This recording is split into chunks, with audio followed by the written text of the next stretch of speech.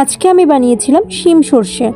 আমি এগুলো গোটা শিম দিয়ে বানাচ্ছি। তোমরা চাইলে কেটে ছোট ছোট টুকরো করেও বানাতে পারো, বা মাঝখান থেকে ফাল দিয়ে ছোট করে নিয়ে তারপরেও বানাতে পারো। তো প্রথমেই দেখো আমি শিমগুলোকে ভালো করে ধুয়ে নিয়েছি। তারপর শিমের মাথাগুলোকে কেটে নেব, নিয়ে শিমের গায়ের যে শাঁসটা থাকে সেটাকে খুব ভালোভাবে ছাড়িয়ে নেব। তারপরে চেক করে নেব শিমের ভেতরে কোনো পোকা আছে কিনা।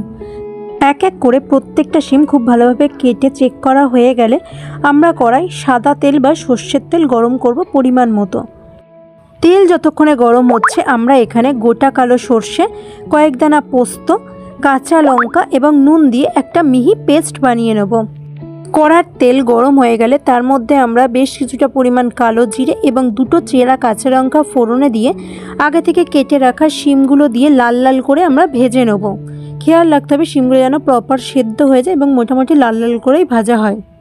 প্রত্যেকটা শিম ভালোভাবে সেদ্ধ হয়ে ভাজা হয়ে গেলে তার মধ্যে আমরা অ্যাড করব আগে থেকে বেটে রাখা সর্ষে, পোস্ত এবং কাঁচা লঙ্কার মিশ্রণটি।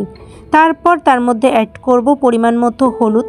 এবার এটাকে খুব ভালোভাবে নাড়াচাড়া করে 2 মিনিট মতো জোর আঁচে কুক করতে হবে। বেশি কুক করলে কিন্তু সর্ষে বাটা তেতো হয়ে যেতে পারে, তাই খুব বেশি কুক করার দরকার নেই। 2 মিনিট মতো জোর আঁচে রান্না করলেই হয়ে যাবে।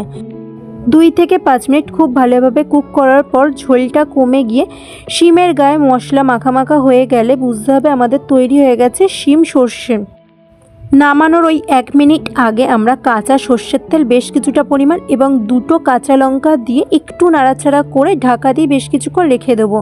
তারপর সেটাকে নামিয়ে গরম গরম ভাতের সাথে পরিবেশন করব শিম সর্ষে।